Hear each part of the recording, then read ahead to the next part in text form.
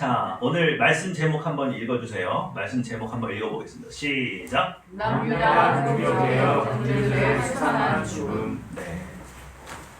여러분, 이스라엘 백성이 남북으로 나뉘었죠? 그런데 남북으로 나뉠 때 북쪽 이스라엘은 하나님을 완전히 떠나버렸어요.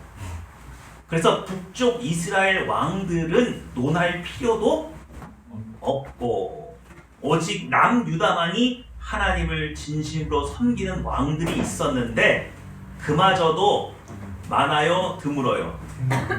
좀 드물어요.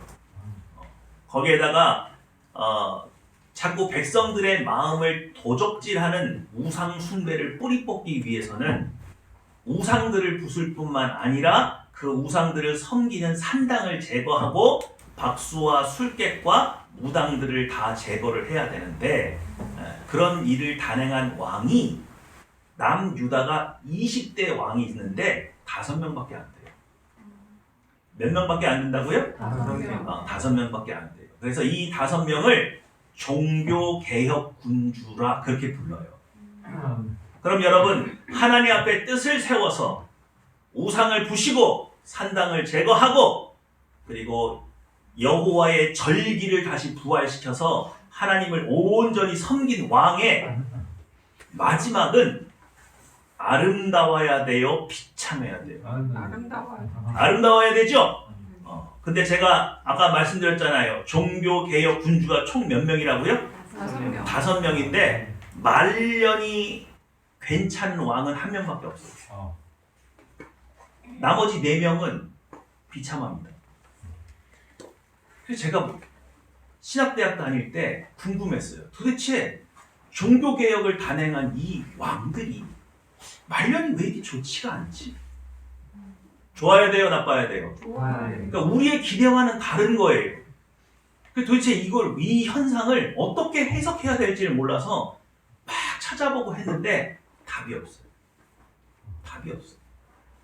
그런데 요 이틀 전에 하나님께서 이 말씀을 저에게 주시면서 제가 옛날에 아마 이 구절을 지나가면서 하나님 도대체 이 군주들이 왜 이렇게 말년이 안 좋은지 제가 이해가 안 되니까 언젠가 하나님 깨닫게 해주십시오.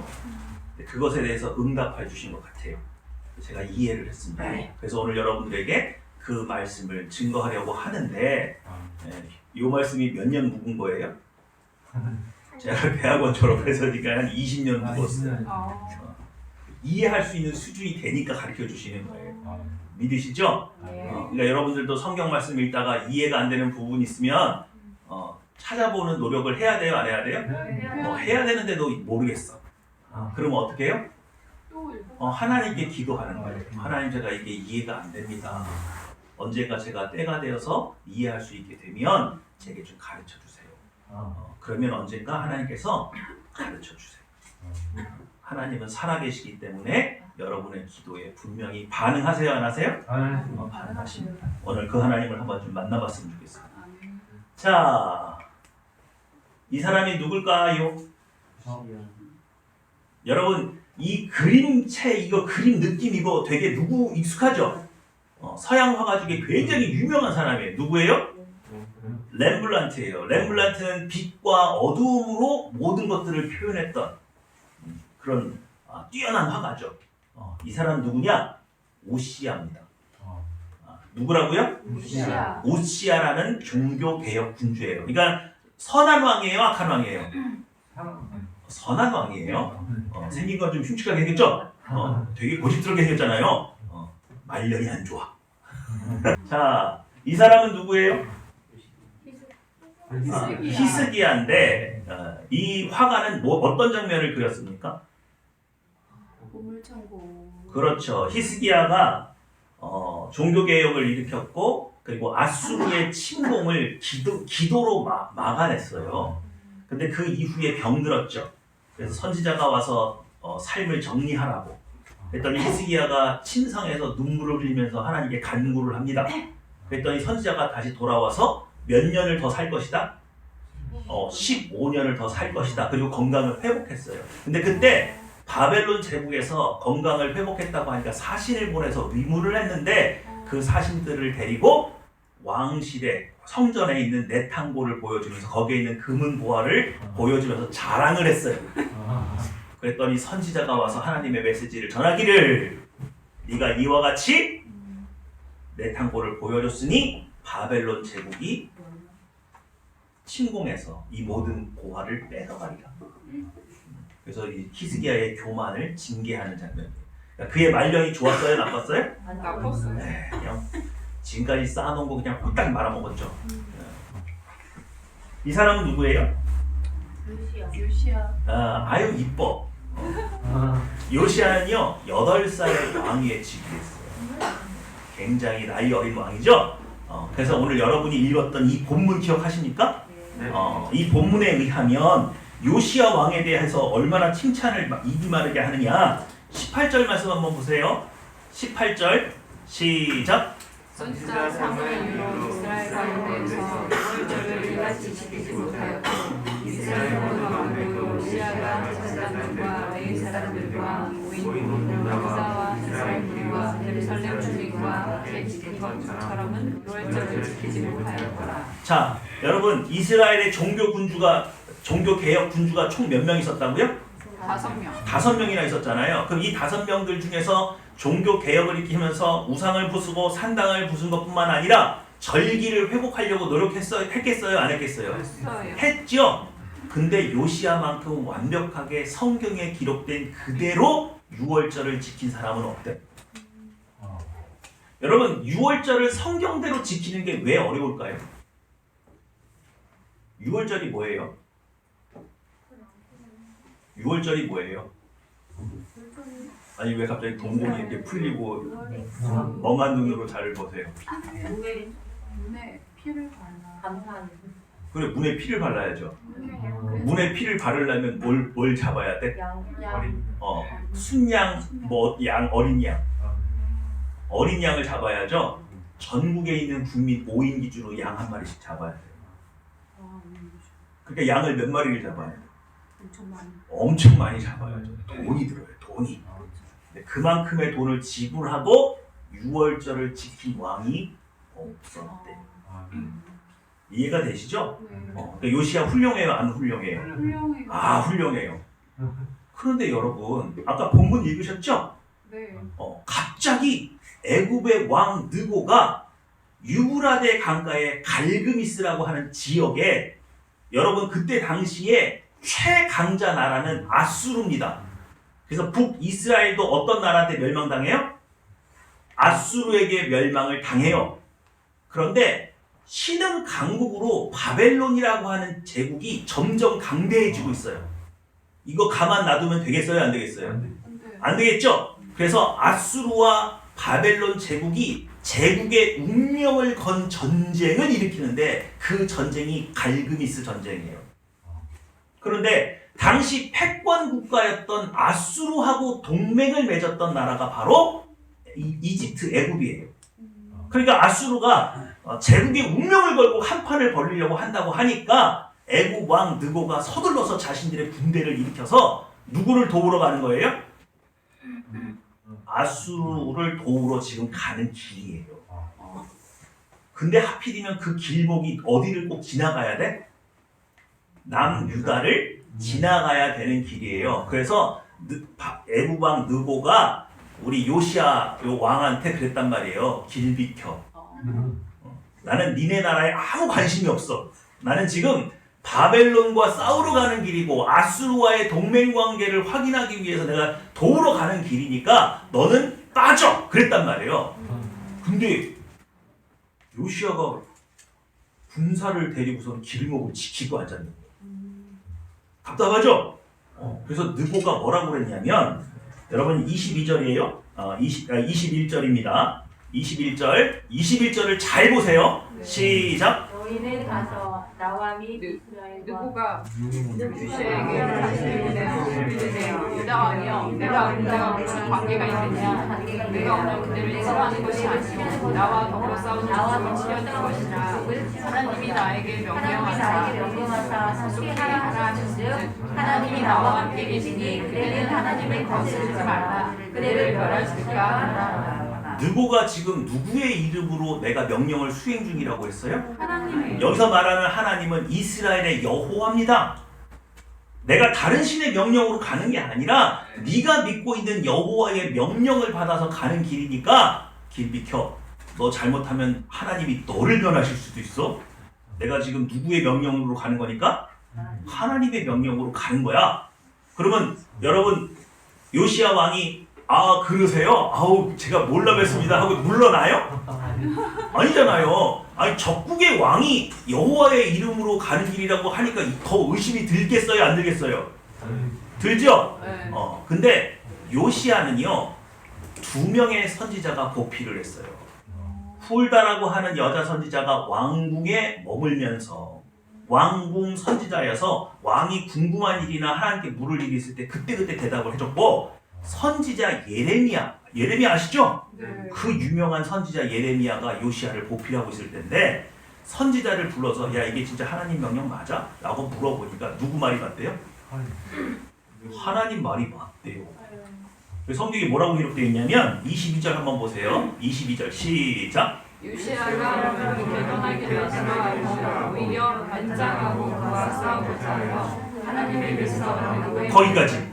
누구 입에서 나온? 하나님의 입에서 나온 느고의 말을 듣지 않았대요. 그러니까 성경도 느고가 말한 게 맞대요, 틀리대요? 맞대요. 그러면 종교 개혁 군주라며요. 하나님 말 잘 듣는 왕이에요, 안 듣는 왕이에요? 잘 듣는 왕이잖아요. 근데 심지어 뭐까지 하고서 덤볐어요? 변장. 변장까지 하고 덤볐어. 왜 이래? 자기 의가 그러니까 아내로 되는 전쟁에 쓸데없이 나가서 화살 맞고 죽어요. 그래서 이스라엘이 얼마나 놀랬겠어요. 왜 저렇게 선한 왕이, 저렇게 하나님을 잘 믿는 왕이 전쟁터에 나가서 비참하게 죽임을 당합니다. 심지어 하나님이 선지자를 통해서 또 적왕 느고의 입을 통해서 그렇게 경고했는데, 아니 평소에 하나님 말씀이라면 껌뻑 죽는 사람이 그날은 왜 그랬다는 거예요 도대체. 이상해요 안 이상해요? 이상하잖아. 무섭지 않으세요? 하나님 믿어도 말년이 이상할 수 있대. 무섭잖아.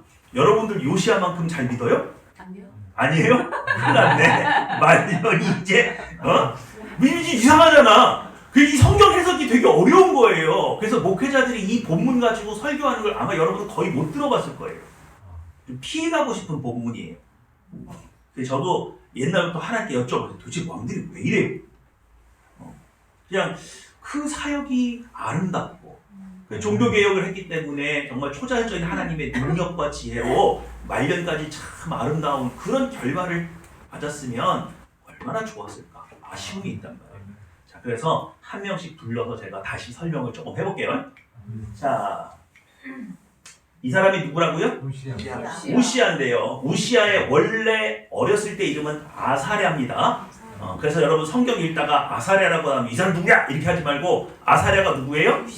근데 왕이 되어서 이름이 바뀐 거예요. 자, 아사랴의 이름의 뜻이 뭐래요? 여호와는 나의 힘. 그리고 16살 때 제위했어요. 그러니까 굉장히 어린 나이에 제위했죠. 근데요, 우시야는 지혜로운 군주예요. 여러분, 요즘에 우리나라 영화가 잘 나가잖아요. 근데 최근에 천만 찍었던 영화 중에 유명한 영화 뭐예요? 우리 조선시대를 배경으로 한 영화. 한산. 한산 그거 누구 얘기예요? 이순신 장군 얘기죠? 그러니까 여러분 이순신 장군이 잘한 게 뭐예요? 잘한 게 뭐요? 뭐 너무 많아요? 이순신 장군이 거북선 만들었어요? 네. 아니요. 이순신 장군이 거북선 안 만들었어요? 그럼 누가 만들었어요? 또 이제 이러면 또 나대용이 만들었다고 그러지. 물론 제작한 사람은 나대용이에요. 근데 그 설계도를 그린 사람은 누구예요? 잘 모르죠? 여러분, 조선시대 임진왜란에 우리가 그나마 일본 군인들하고 부딪혀서 버틸만 했던 게 뭔 줄 아세요? 일본 애들의 조총은요, 조선의 활보다 강해요. 그런데 대포는 우리가 더 세. 우리 대포의 사거리가 우리가 더 세.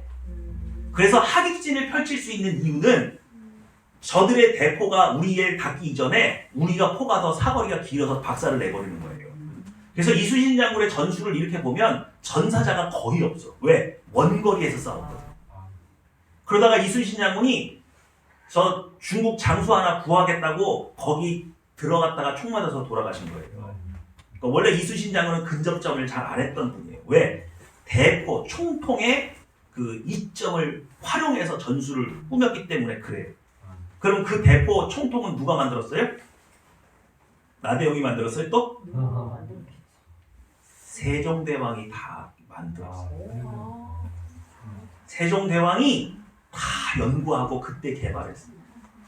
그래놓고 후손들에게 서책을 남기면서 뭐라고 그랬냐면 나중에 크게 쓰일 일이 있을 것이다.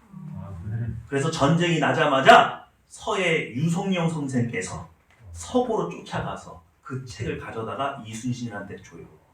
그래서 이순신 장군이 그 총통 만들고 거북선 만드는 거예요. 그러니까 대한민국에는 조선시대에는 어떤 군주가 있었어? 세종대왕이라고 하네. 도대체 그 양반은 하루를 어떻게 보낸 거야? 한글 만들어, 천체 관리해, 이게 이런 거 장영시라고 하지 뭘 오만 거 다 만들어. 근데 그 중에서 막 화약 총통도 연구해가지고 매달 대포 쏴갖고 막 전쟁 중도 아닌데 그런 걸 다 그건 군주예요. 그래서 항상 광화문에 가면 이순신 장군 뒤에 누가 계시죠? 그거 다 세종대왕 덕이에요. 남유다의 이 우시야가 약간 그런 막. 이 사람이 전쟁을 잘했는데 전쟁만 잘한 게 아니라 무기도 개발해요. 그리고 예루살렘 성에 망루를 세워가지고 요새화시킨 사람이 바로 이 사람이에요. 얼마나 전쟁 잘했냐? 동쪽으로는요 에돔을 복속시키고 서쪽으로는 블레셋을 정복시키고 남쪽으로는 아라비아 남쪽까지 복속시켜버려서 조공을 받았어요. 대단한 임금이죠?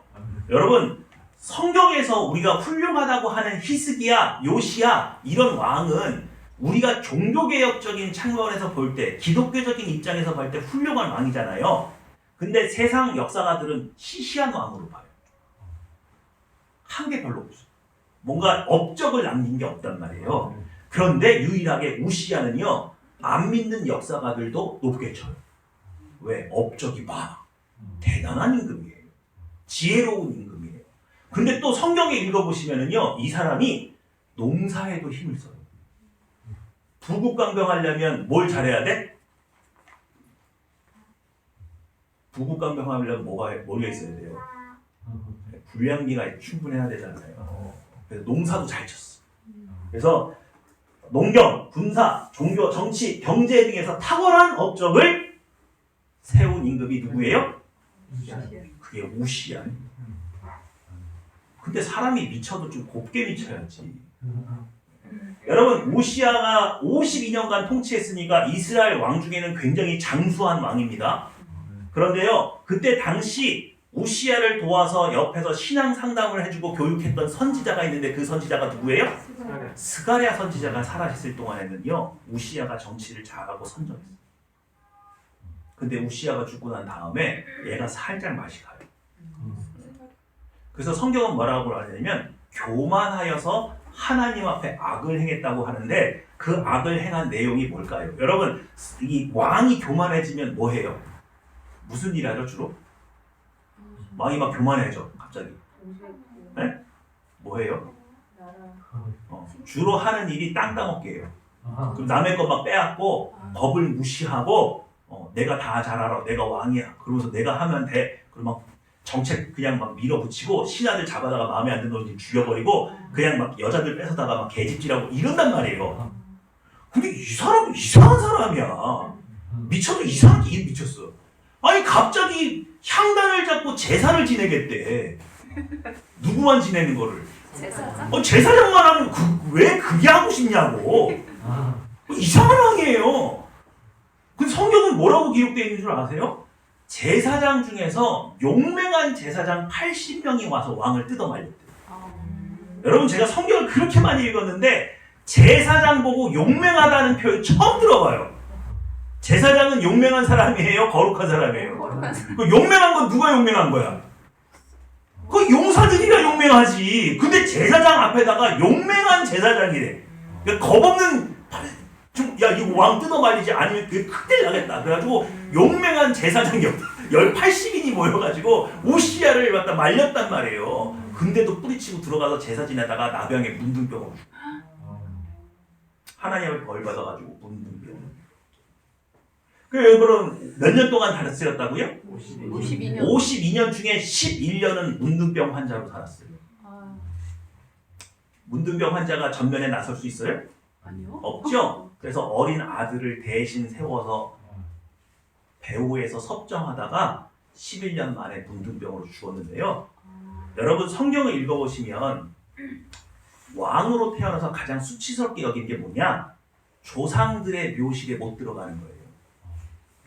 그래서 열왕기를 읽어보시면 저가 다윗의 길을 따라 왕실의 묘실에 안창되었다 이런 기록이 나온단 말이에요. 아, 그렇죠. 그리고 우리 요시야 왕도 기록이 나와요, 안 나와요? 나온단 말이에요, 그죠? 그래서 25절에 보면 예레미야는 그를 위하여 애가를 지었으며 모든 노래하는 남자와 여자들이 요시야를 슬피 노래하니 여기 24절이네. 24절 그 부하들이 그를 병거에서 내리게 하고 그의 버금 병거에 태워 예루살렘에 이른 후에 그가 죽으니 그의 조상들의 묘실에 장사되니라 이렇게 돼 있잖아요. 조상들의 묘실에 들어가야 왕으로서의 정통성을 갖는 거예요. 이해가 되시죠? 우시야는 못 들어갔어요. 왜 못 들어갔어요? 문둥병 걸렸어. 문둥병 걸렸어. 나중에 후대에요. 이 요시야 왕의 묘시 장사된 그 관이 2번 이장됐는데 나중에 헤롯 때 헤롯이니까 누가 계실 때? 예수님 살아계실 때잖아요. 헤롯 대왕한테 발견이 됐는데 헤롯 대왕이 이게 우시야의 관이라는 걸 알고 거기다가 아람어로 뭐라고 써놨어. 뭐라고 썼을까요? 그렇지. 우시야의 뼈를 모아두었음 절대 열지 말고. 건드리지 말고. 얼마나 수치스러워요. 왜 종교개혁 해가지고 이렇게 잘하던 왕이 왜 이러냐고. 이해가 안 되죠? 왜 이랬어요? 교만해서. 근데 교만하면 왜 다른 거 막 훔치고 뺏고 이러지 왜 굳이 향로를 들고 제사를 그게 왜 하고 싶냐고.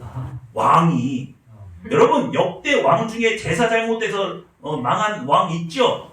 누구예요? 사울 왕이 그랬잖아요. 전쟁이 급한데 사무엘이 안 오니까 자기가 제사를 지내버렸잖아요. 그랬다가 어떻게 됐어요? 하나님 앞에 버림당했잖아요. 그런 사례가 있어요, 없어요? 있어요. 지금 전쟁 중이에요? 아니 전쟁 중도 아니야. 근데 왜 제사 지내고 싶냐고 지가. 누구만 하는 건데 제사장만 하는 거예요. 희한한 왕이에요. 교만해도 이렇게 이상하고 사람이 미치려도 잘 미쳐야지 이상하게 미쳐. 그리고 평생 나머지 11년을 문둥병 환자로 살다가 갔는데 더 재밌는 거는요. 어떤 역사학자는 반론을 제기해요. 뭐냐면 요때는요. 나병이 없었대요. 문둥병. 팔레스틴 지역. 그럼 이 병이 무슨 병이냐? 그 단어가 문둥병이 아니라 피부가 그냥 벗겨지는 병이에요. 무서워요, 무서워. 사람들한테 얼굴 들고 있어요. 못 들어요. 아주 굉장히 저주스러운 용어를 주었어요. 자, 요거는 여러분 금요기도회 때 한 얘기예요. 금요기도회 안 오신 분들은 몰라요. 금요기도회 나오세요. 네. 자, 이 사람은 누구라고요? 히스기야. 히스기야의 뜻은 여호와께서 뭐 하신다? 강하게 하신다. 근데 이름값을 못했어. 이름값을 못해요. 이름은 여호와께서 뭐 하게 하신다? 강하게 하신다는데 굉장히 이 달달거리는 아주 소심한 심장을 가지고 살았던 왕이에요. 25세에 즉위했으니까 제법 어른이 돼서 즉위한 거죠. 남유다의 13대 왕이고 29년간 통치를 했는데 그때 히스기야를 도왔던 선지자가 누구예요? 이사야. 그 유명한 이사야. 그리고 히스기야의 치적은 딱 2개밖에 없어요. 그래서 역사학자들이 인정한다고요? 인정 못한다고요? 인정 못해. 종교개혁한 거하고 아수르 침공 방어한 거밖에 없어. 일평생. 잘한 건 2개밖에 없어. 이해가 되세요? 자, 그런데 이 인물이 굉장히 중요합니다. 왜 중요하냐면 여러분 아버지가 아하스 왕인데요. 이 아하스 왕은요 자기 자식을 불로 지나가게 해서 이방신한테 제사를 지내는 임금이에요. 까딱했으면 누구도 갈 뻔했어요. 그러니까 히스기야는 태어날 때부터 태생적으로 이방신이 싫어. 내 형이 뭐 했어요? 재물이 됐잖아요. 만약에 아하스 왕 생전에 무슨 또 안 좋은 일이 있었으면은 누구도 갖다 바쳤을 거야? 나도. 히스기야도 불에 이렇게 지나가게 해가지고 아마 태워서 제사 지냈을 그런 사람이에요. 그러니까 아버지는 우상 숭배에 미친 사람이에요. 그런데다가 무슨 정책? 아수르하고 친하게 지냈어요. 왜? 북이스라엘이 누구한테 망했어요? 아수르 제국한테 망했잖아요. 그러니까 아수르한테 이렇게 잘 보여가지고 살아남은 왕이에요. 이해가 되시죠? 네. 그럼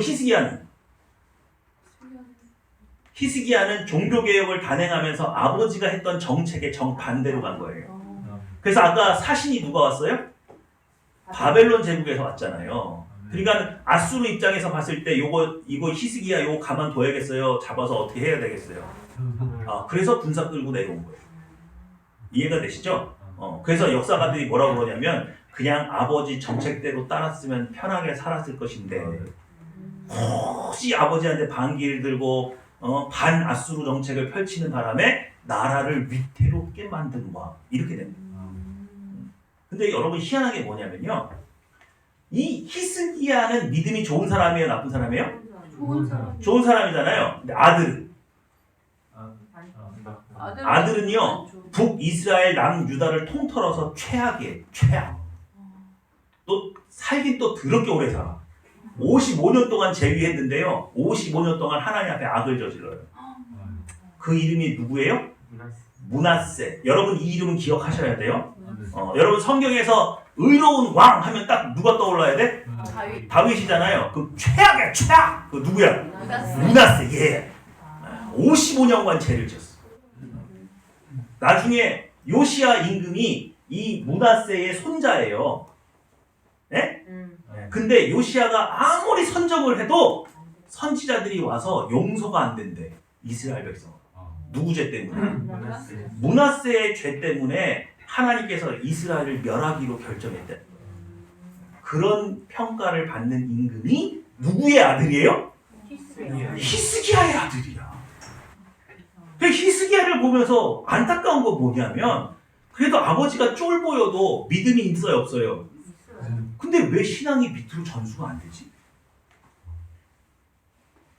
이게 이상한 거예요. 여러분 종교개혁 군주의 대부분 아들들이요 아버지처럼 하나님을 안 섬겨요. 아니 뭐 다음 때 가서 그러면 또 이해가 가. 근데 바로 다음 때잖아요. 근데 안 해요. 왜 그런 줄 아세요? 아버지 하는 거 보니까 말년이 좋아 안 좋아? 그건 뭐하러 하는 거예요? 이상하잖아요. 여러분 오늘 제가 이렇게 쭉 왕들 보여주는 이유는 두 가지 이유 때문에 그래요. 왜 말로가 안 좋냐? 왜 신앙이 전수가 안 되냐? 솔직히 이유가 뭐냐는 거예요. 그래서 여러분 이스라엘의 최악의 왕을 낳은 사람이 누구라고요? 히스기야. 히스기야예요. 여러분 히스기야 좋은 왕인 줄 알았죠? 다. 자신 농사는 완전 꽝이에요. 자, 이 사람은 누구예요? 요시야. 요시야의 이름은 여호와께서 뭐 하신다? 고쳐주신다. 고쳐주신다. 8살에 제위합니다. 8살짜리가 뭘 알겠어요. 그죠? 선대 왕이 요절했어요. 다 끌어내려버렸어. 마음에 안 들어가지고 2년밖에 통치를 못하고 팽당하고 이 어린 왕을 제위에 불렸어요. 그럼 이럴 때 일어나는 현상이 뭐예요 주로? 사실은 왕이 허수아비일 가능성이 높고 이 섭정하듯이 대리 신하들 중에서 유력한 사람이 가지고 놀 가능성이 높잖아요. 그런데 요시야는 굉장히 영민한 왕이었던 것 같아요. 31년 동안 남유다를 통치했고 그때 아까 말씀드렸죠? 함께했던 선지자가 누구라고요? 여자 선지자 훌다와 눈물의 선지자 예레미야가 같이 활동을 했어요. 보좌를 했어요. 그런데 16살 때부터 하나님의 뜻을 구하기 시작합니다. 희한하죠? 아버지 때는 하나님 섬겼는데 안 섬겼는데 안 섬기고 할아버지가 그 유명한 므낫세인데 얘는 하나님을 찾기 시작해요. 그리고 20세 때 종교개혁을 단행하는데 요시아의 종교 개혁의 단행은 히스기야하고는 차원이 틀려요. 우상 숭배하는 우상을 부시고 산당 제거하는 건 기본이고 신접한 자, 무당, 술개 이런 싹 다 잡아 죽이고 그리고 북이스라엘의 영토 므낫세와 납달리까지 가서 신앙을 회복시켜버려요. 대단한 임무예요. 그런데 26세 됐을 때 성전을 수리해야겠다. 그래서 거금을 들여가지고 성전을 막 수리하고 있는데 대제사장이요 그 성전을 수리하다가 율법책을 발견했어요. 여러분 이 얘기가 뭐냐면 지금까지 율법책이 있었다는 거예요, 없었다는 거예요? 없었다고요. 성전 안에 율법책도 없었다고요. 하도 우상숭배를 많이 하느라고 율법책 하나가 제대로 된 변별한 게 없었단 말이에요. 근데 그게 어느 때 발견이 돼요? 요시야 왕 때 발견이 된 거예요. 그 요시야 왕이 너무 놀래가지고 읽어보라고 읽어봤더니 들어보니까 이스라엘의 죄가 너무 많네. 그래서 하나님의 진노가 막 쌓여있는 게 느껴지는 거예요. 그래서 막 옷을 찢고 재에 앉아가지고 훌다가 왕궁 선지자라고 그랬잖아요. 여선지자를 불러다가 유다의 죄가 이렇게 많으니 어떻게 하면 좋겠느냐, 어떻게 하면 하나님의 노여움을 풀 수 있느냐 기도해봐라 했더니 진짜로요 하나님의 진노가 하늘에 쌓여있어요. 그래서 곧 뭐 할 거래요? 남유다는 멸망할 거예요. 그래서 구슬피 옵니다. 그랬더니 하나님께서 요시야에게 훌다를 통해서 메시지를 줘요. 뭐라고 줬느냐? 너는 순종하였기 때문에 이 재앙이 네가 살아있을 때는 임하지 않는다. 그래서 요시야는 면제는 받았어요. 하지만 그 재앙 자체를 없앨 수 있지는 않았다. 그리고 여러분이 아까 읽었던 39살에 느닷없이 전쟁한다고 나서가지고 활 맞고 죽어버립니다. 이게 좀 왕들이 좀 이상하잖아, 그죠? 다시 한번요. 남유다 왕이 몇 명이라고요? 몇 대까지 있다고요? 20대. 근데 그 중에서 하나님 잘 믿고 종교개혁한 왕은 몇 명밖에 안 돼? 5명밖에 안 돼. 근데 그 중에 4명이 어떻다고요, 말년이? 안 좋아. 이게 뭐지? 믿음 생활해도 소용없네? 그런 거예요? 그래서 이 의문을 좀 우리가 풀어보려고 하는데 여러분 제가 여기까지 설명드린 거는요 여러분들 중에 열심히 있는 사람이 인터넷 찾아보고 성경 열심히 읽으면 요 정도 정보는 알 수 있어요. 그런데 여러분 저는 뭘 전공한 사람이에요? 신학을 전공한 사람이잖아요. 그래서 여러분들한테 신학적 관점으로 이 사건을 어떻게 봐야 되는지를 한번 보여드릴 거예요. 맛배기로 한번 보세요. 이분 누구예요? 신채호 선생이 있죠? 근데 여러분 신채호 선생을 여러분이 역사가로 알고 있습니까? 독립운동가로 알고 있습니까? 독립운동가로 알고 있어요? 이 사람의 원래 베이스는 역사학자예요. 근데 역사학자가 왜 독립운동을 하고 왜 일제시대 때 조선의 역사를 다시 써내려가기 시작했느냐? 일본 사람들이 우리나라를 강제 점검해가지고 식민지화할 때 제일 먼저 손댄 게 역사예요. 우리나라 백성들이 일본에 대해서 막 적대해야 돼요? 좋아해야 돼요? 좋아해야지. 그래서 식민사관을 만들었죠. 식민사관의 기본 베이스가 뭐냐? 고대 조선시대, 고대로 올라가면 일본이 조선을 통치했다는 거예요. 그러니까 지금 우리가 너희를 통치하는 건 정당하다, 정당하지 않다? 정당하다는 거예요. 역사를 그렇게 왜곡시키는 거예요. 그게 임나 본부설이에요. 옛날에 임나라고 하는 지역에 일본이 그때도 총독부 지어놓고 조선을 다스렸다. 그러니까 너희는 일본한테 이렇게 식민지화 돼가는 거를 반항하지 말고 원래 옛날부터 그랬어. 니들은 종이야.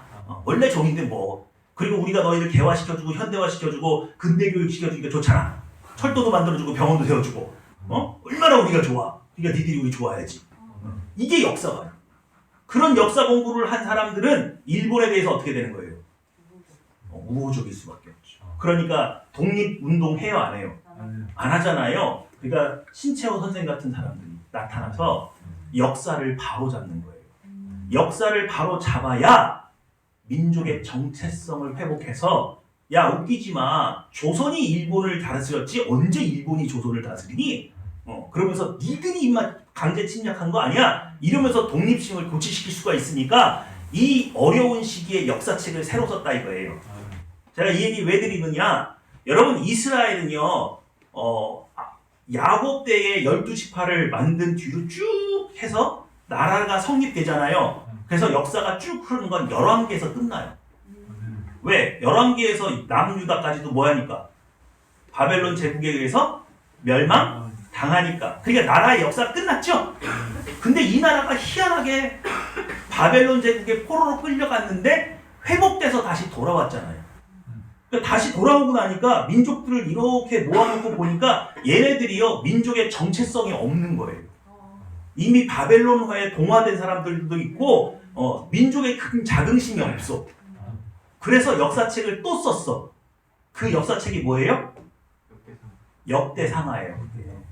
그러니까 여러분 성경 읽다가 아니 왜 왕들의 기록이 11개에 한번 기록되어 있는데 역대기에 다시 반복되는 이유가 뭐지? 똑같은 내용이 이렇게 반복되지? 그게 아니고 역대기는 포로 후기에 돌아와서 민족의 정체성을 다시 회복시키기 위해서 쓴 역사책이에요. 무슨 말인지 아시겠어요? 자, 열왕기 상하의 관점은 포로 이전이죠? 읽어주세요. 시작. 전략의 길을 따라 하나님의 선택된 선한 왕이었나 여로보암의 길을 따라 이방신을 섬긴 악한 왕이었나. 여러분 이 기준을 굉장히 주의 깊게 봐야 돼요. 열왕기는요 모든 왕들이 죽고 나면 저가 다윗의 길을 따랐는지 여로보암의 길로 따랐는지를 확인해요. 그래서 선한 왕이냐 악한 왕이냐를 평가를 해요. 그게 열왕기의 관점이에요. 무슨 말인지 아시겠어요? 여러분 이게 왜 중요한 줄 아세요?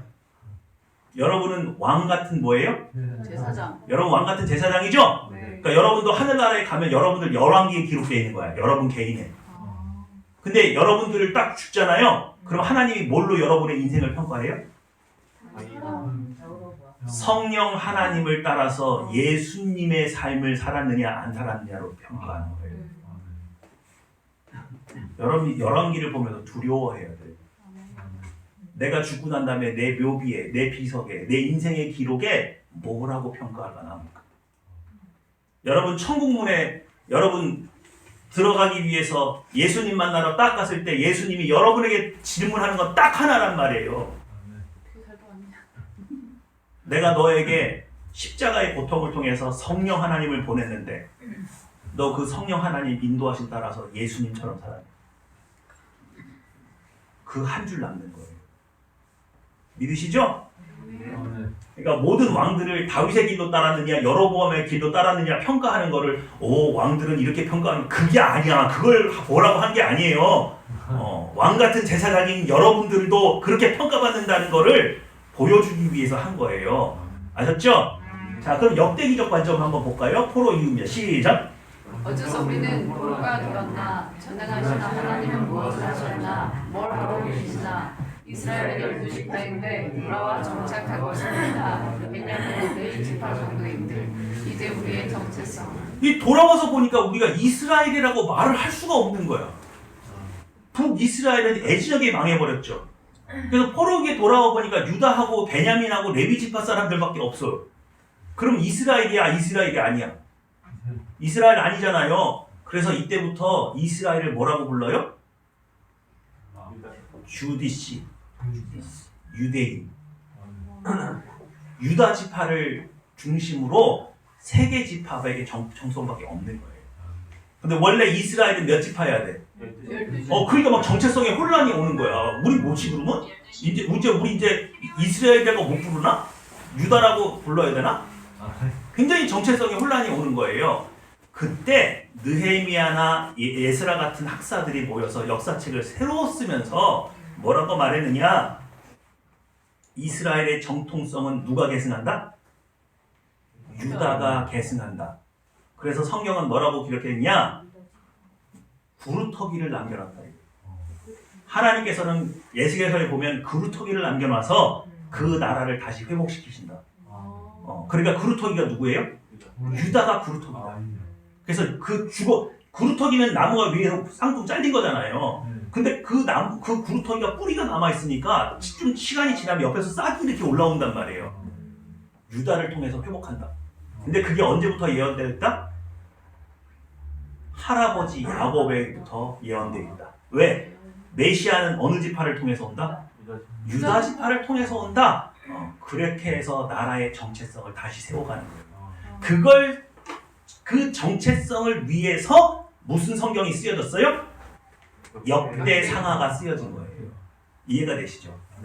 그러니까 포로 때 태어난 애들이 있을 거 아니에요. 그럼 아버지한테 묻는 거지. 아니 우리 가나안 땅에 잘 살고 있는데 우리 왜 포로로 왔어요? 하나님 그렇게 위대하시다면서요. 하나님은 뭘 하셨대요? 그래서 열왕들의 죄를 보여주는 거예요. 하나님께서 유다를 멸하실 수밖에 없었다. 근데 그 하나님이 은혜로 우리를 다시 부르신 거다. 그러니까 하나님을 의심하지 않아도 되고, 그죠? 민족의 정체성을 회복하게 되고, 이렇게 해서 이 역대기가 필요했던 거예요. 그러니까 여러분이 열왕기 있고 역대기로 들어가면서 아유 똑같은 얘기가 반복되네? 그렇게 가면 된다고요, 안 된다고요? 이거는 민족의 정체성을 회복하기 위한 하나님의 배려로 봐야 됩니다. 자, 그런 관점에서 요시야 왕에 대한 열왕기의 관점으로 요시야를 평가하면 이렇게 되는 겁니다. 시작! 그러나 요시야 왕의 선행도 조국 문하세 55년간의 국정을 상세할 수 없었다. 피할 수 없는 하나님의 진노. 네. 그러니까 요시야 왕은 열왕기의 입장에서 볼 때는 어떤 왕이다? 다윗의 길로 갔던 선한 왕은 맞다. 근데 그의 선행이 할아버지 무기또의 죄, 므낫세의 죄를 상쇄할 수는 없었기 때문에 남유다는 뭐 할 수밖에 없다? 멸망할 수밖에 없었다. 그걸 보여주는 거예요. 열왕기는. 자, 역대기적 관점 한번 볼까요? 시작. 바벨론을 열어가는 하나님의 통치를 요시야 왕이 이야기하였다. 선지자 예레미야를 통해 그 왕들 외인을 통해 시대적 사상과 하나님의 역사를 설명했지만 요시야를 이해하지 못하였다. 결국 남유다 왕국의 몰락을 앞당기는 계기였다. 여러분 이게 무슨 말이냐면 하나님은 유다의 요따만한 조그만 나라를 통치하는 신이 아니시죠? 전 세계의 모든 걸 주관하시는 분이죠? 그래서 그 역사적 흐름 속에서 바벨론 제국을 사용하려고 이미 계획을 하셨다는 거예요. 근데 누가 눈치채지 못했어? 요시야가 시대적 사명을 이해하지 못하고 까불었다 이거예요. 여러분 이게 얼마나 재밌는 줄 아세요? 제가 재밌다고 한 거 한번 들어보세요. 자, 느고 왕이 아까 누구의 명령으로 지금 갈그미스 전투하러 간다고 그랬어요? 하나님의 명령으로 갈그미스 전투에 참여한다고 그랬죠? 그래서 누구랑 동맹 관계라고요? 아수르. 그래서 지금 대적이 누구예요? 애굽의 대적이 바벨론 제국이잖아요. 근데 하나님 명령 때문에 올라갔다며요. 그러면 누가 이겨야 돼? 바벨론이 이겨야 돼? 아수르 애굽 연합이 이겨야 돼? 아수르 연합이 이겨. 아수르 애굽 연합이 처참하게 거기서 깨져. 그러면서 급속도로 아수르 제국이 멸망하고 애굽이 힘을 잃어서 바벨론 제국이 다 먹어요. 누구의 명령으로 갔는데? 그러니까 지금 느고는 죽으러 가는 거예요? 승리하러 가는 거예요? 그래요. 하나님 앞에 죽으러 갈 운명으로 부림당한 사람이에요. 그러니까 요시야가 나서서 방비해서 싸워야 돼? 그냥 냅둬야 돼? 이 바보 같은 게 끼어가지고서는 그냥 같이 그 불똥이 튄 거지. 그냥 내버려둬도 가서 뭐 하랬는데? 죽어야 되는데. 죽으랬는데 왜 걔를 건드려? 걔는 갈그미스에서 죽어야 되는 애인데. 네? 이게 역사예요. 근데 왜 하나님이 죽여요? 바벨론 제국을 통해서 할 일이 많아요. 어쨌든 요시야는 그래서 뭘 이해를 못했다? 하나님의 큰 통치, 큰 비전을 이해하지 못했다. 왜 이해를 못해요? 맨날 하나님 종교개혁에 기도했던 왕인데. 네? 그러니까 뭐냐면 제가 뭘 보여드리냐면 여러분 신학적인 관점으로 뒤져봐도 답이 안 나와. 왜 그랬냐고. 요시야만 그런 게 아니라 요시야도 그렇고 히스기야도 그렇고 왜 그랬는지 몰라요. 그래서 제가 이렇게 자고 있는데 이렇게 했는데 갑자기 하나님께서 요 세 사람을 쭉 보여주는 거예요. 옛날에 제가 궁금해서 여쭤봤던 것도 있는데 근데 갑자기 이 사람들 세 사람에게 키워드가 하나씩 떠오르는 거예요. 자, 읽어주세요. 시작. 요시야의 장래의 전사, 히스기야의 영광고, 요시야의 전사. 이거 뭐지? 이 세 개의 키워드를 딱 대입하니까 한 명이 딱 떠올라요. 누가 떠올라요? 다윗 왕. 여러분 잘 보세요. 아까 말씀드렸죠? 왕 중에서 제사 드리다가 불똥 튀어서 죽은 사람 많아요, 안 많아요? 많아요. 많아요. 사울 왕도 그랬고 우시아도 그랬죠? 네. 근데 제사 지내고도 살아난 왕이 있어요. 다윗. 아무 일도 없었던 왕이 있어요. 그게 누구예요? 다윗왕. 다윗이에요. 다윗은요, 제사장만 있는 에봇을 입고 하나님 앞에 제사 지냈어요. 그럼 다윗은 레위 지파 사람이에요? 아니잖아요. 어느 지파 사람이에요? 유다 지파 사람이잖아요. 그래서 다윗은요, 삼중직을 겸임해요. 왕, 제사장, 선지자. 다윗은 시편을 많이 남겼는데 그 시편에 전부 다 메시아에 대한 예언이 다 들어가 있어요. 그래서 다윗은 왕이면서 제사장이면서 선지자로 보는 거예요. 그럼 여러분, 왜 우시아가 갑자기 땅 따먹기 잘하고 용맹하고 지혜로운 왕인데 갑자기 교만해져가지고 분양하려고 했는지 이해가 되세요? 누구 흉내 내고 싶은 거예요? 지금? 다윗을. 나를 가만히 보니까 내가 죽으면 나를 누구 기준으로 평가할 거예요? 다윗을. 저 사람이 다윗의 길을 따랐는지 여로보암의 길로 따랐는지를 평가할 거죠?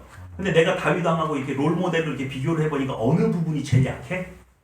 제사장. 제사장의 역할을 한 적이 한 번도 없는 거예요. 그래서 내가 누구 같은 왕이 되리라? 다윗 같은 왕이 되리라. 그래서 다윗의 업적을 흉내낸 거예요. 이해가 되시죠? 여러분 잘 보세요. 다윗이 다윗인 이유는 지금 내게 임하신 하나님께서 나에게 요구하시고 인도하시는 길을 따랐기 때문에 다윗이 왕이 된 거예요. 맞아요? 아 맞아요. 아멘. 그러면 우시아가 다윗의 길로 갔다는 얘기는 다윗 왕처럼 지금 내게 임하신 하나님의 요구에 순종하고 복종함으로 다윗의 왕 길을 가는 거예요. 다윗 왕의 업적을 흉내내는 걸로 가는 거예요. 다윗 왕의 업적. 착각하는 거예요. 착각하는 거예요. 옆 교회가 엄청 크게 교회를 지었어. 그게 우리 교회의 비전입니까? 그 교회가 그렇게 부흥한 거는 그 교회 교인들이 전심해서 그 교회에 임하신 하나님을 섬기다 보니까 하나님이 부와 명예와 권세를 더해줘서 그럴 수 있잖아요. 그런데 갑자기 우리 교회가 갑자기 야 우리도 옆에 교회처럼 하자. 그래가지고 갑자기 젖짜가지고 교회를 막 삐까번쩍하게 지워. 그러면 내용이 같아집니까? 아니요. 이렇게 된 거예요. 다윗 왕을 롤 모델 삼는 것까지는 좋았어. 그런데 다윗 왕이 다윗 왕 되게 한 게 뭐냐 말이에요. 껍데기 업적만 흉내낸 거예요. 그럼 여러분 히스기야 내탄 건 뭐예요? 성경에요. 다윗 왕의 내탄고가 유명해요.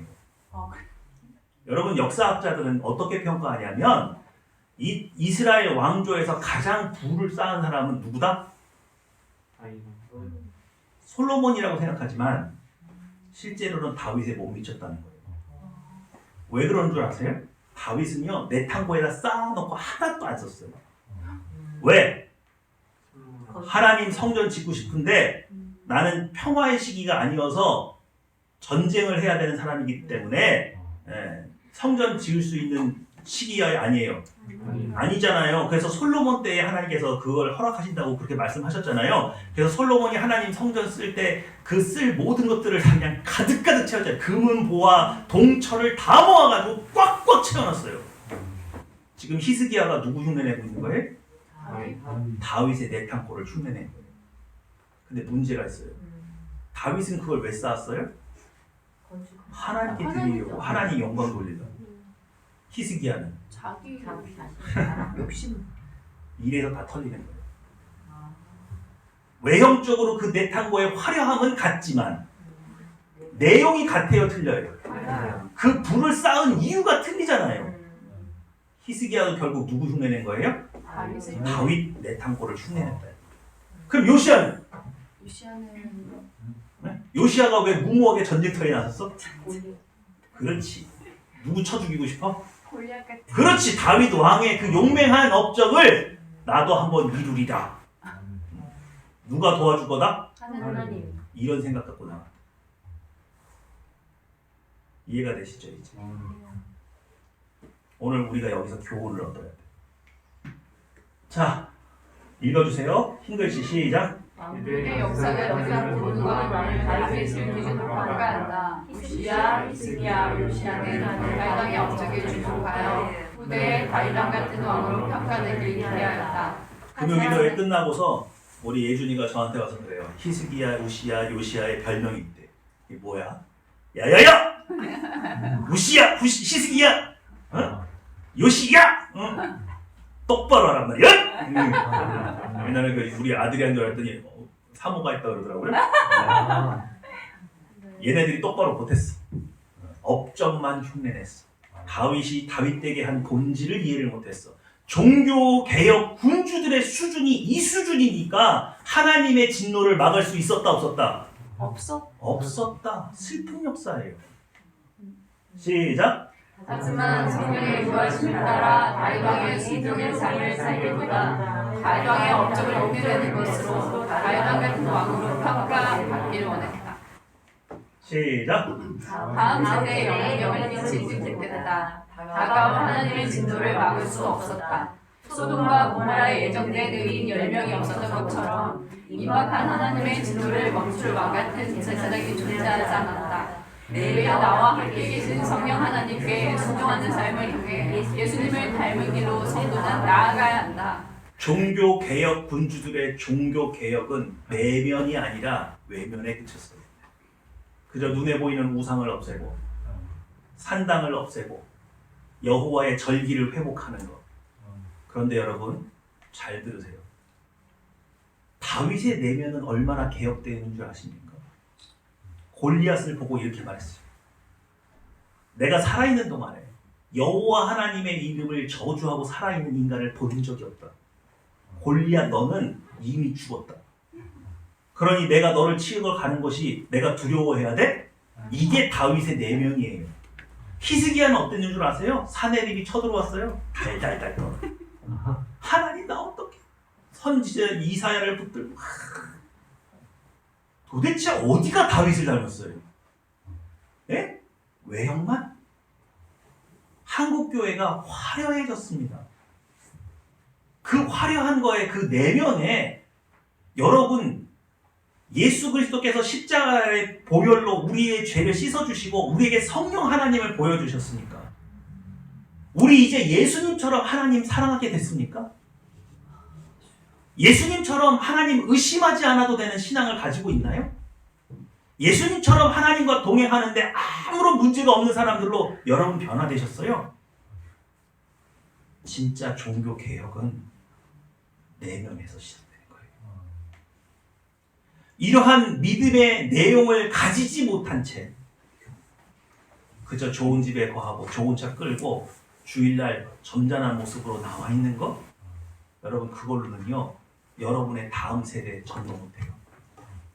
그것 가지고 집에서 아버지 어머니가 신앙생활하는 그 위선된 모습, 교회에 갈 때의 모습과 집에 있는 모습이 다른 그 모습을 보면서 하나님 살아계시구나 다음 세대에 영향력을 먹겠죠. 믿으시죠? 한국교회가 외형적으로 이렇게 성장한 것으로 세상의 빛과 소금의 역할 절대로 감당 못해요. 그게 아니에요. 오늘 우리는 깨달아야 합니다. 저는요 예수님의 십자가가 있고 성령 하나님이 있어요. 내 신앙은 실시간이에요. 지금 나에게 임하신 하나님 앞에 순종하고 자복하고 그분의 인도하심 받아서 따라가는 것. 그것이 나를 다윗 같은 임금, 왕 같은 제사장으로 만드는 것이지 누구 훌륭한 사람 롤모델 세워놓고 그가 했던 업적처럼 나도 그런 업적을 남기리라. 그 업적으로 하나님이 여러분을 평가하지 않는다. 오늘 여러분이 말년에 죽음을 맞이하여서 하나님 천국에 들어갈 때 여러분 묘비에 단 한 줄입니다. 저는 예수 그리스도의 십자가의 공로로 구원받아서 일평생 성령 하나님과 동행하더니 예수의 삶을 살다 간다. 그 한 줄, 그 그 한 줄의 평가를 여러분이 받기 위해서 지금 여러분과 함께 계신 성령 하나님께 집중하시고 그의 인도하심을 의심하지 말고 믿음으로 따라가는 거. 쟤는 왜 저렇게 화려하게 쓰는데 저는 왜 이렇게 초라하게 쓰십니까? 쟤는 저렇게 좋은 데서 일하는데 나는 왜 이 낮은 곳에 가라고 하십니까? 그럴 필요가 없다. 오직 나를 인도하시는 그 하나님은 좋으신 하나님이고 나보다 나를 더 사랑하시는 분이고 나를 위해서라면 목숨도 내어버리실 수 있는 하나님이시라는 것을 여러분 철저하게 믿어서 남은 모든 삶이 주님과 동행하는 여러분 되시기를 주님의 이름으로 축원합니다. 기도하겠습니다.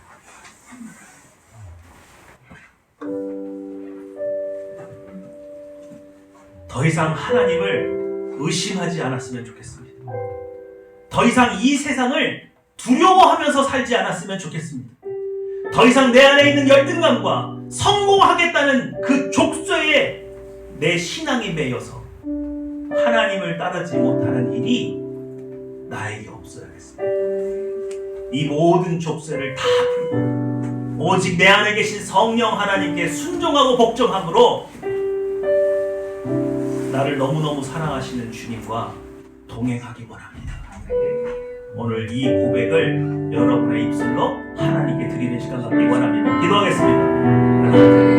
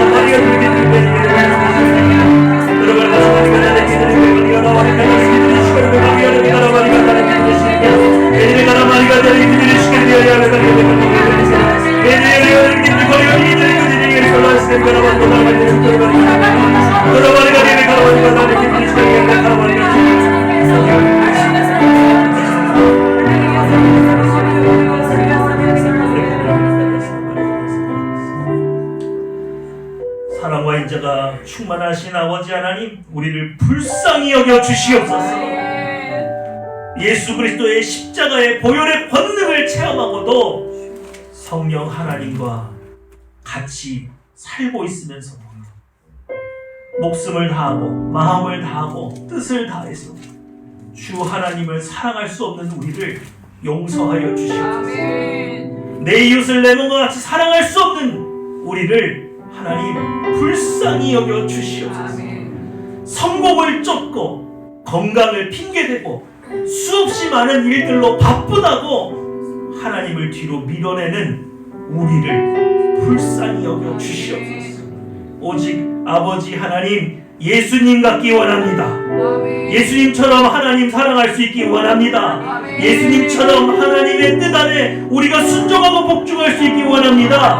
오직 성령을 통하여서 우리를 새롭게 하여 주시고 새 힘 얻어하여 주시고 충만케 하여 주사 이 모든 족쇄를 끊고 오직 하나님을 사랑하는 교회 되게 하여 주시옵소서.